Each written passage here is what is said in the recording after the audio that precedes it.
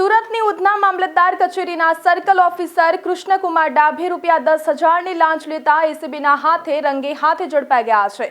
જમીનના દસ્તાવેજોમાં જૂના માલિકના નામની કાચી નોંધ પ્રમાણિત કરવાના વહીવટી કામ માટે અધિકારીએ લાંચની માંગણી કરી હતી, જેના પગલે જાગૃત નાગરિકે એસીબીનો સંપર્ક કર્યો હતો। 24 ડિસેમ્બરના રોજ એસીબીની ટીમે છટકું ગોઠવીને આરોપીને તેની ચેમ્બરમાંથી જ લાંચની રકમ સાથે પકડી પાડ્યો હતો। આ ઘટનાને પગલે મહેસૂલ વિભાગમાં ખળભળાટ મચી ગયો છે અને એસીબી દ્વારા આરોપી વિરુદ્ધ કાયદેસરની કાર્યવાહી હાથ ધરવામાં આવી છે। એસીબીએ લોકોને અપીલ કરી છે કે કોઈ પણ સરકારી કામ માટે લાંચ માંગવામાં આવે તો તુરંત જ તેમનો સંપર્ક કરવો।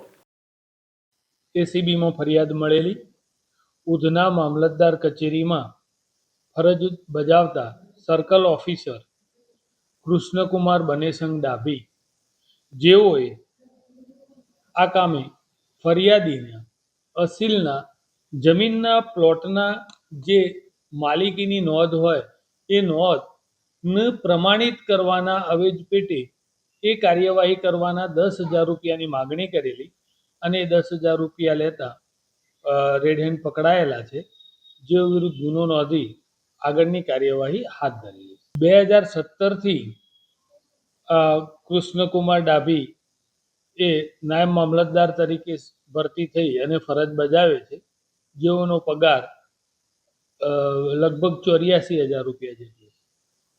કઈ રીતની હવે તપાસ કરવામાં આવશે સંબંધની હોય કે પછી અપ્રમાણિક હવે એમની જે બાબતો છે સર્ચ થશે, તેમજ એમની તમામ બાબતો જે રેકર્ડ ઉપર આવશે તમામ બાબતે ઇન્વેસ્ટિગેશન થશે।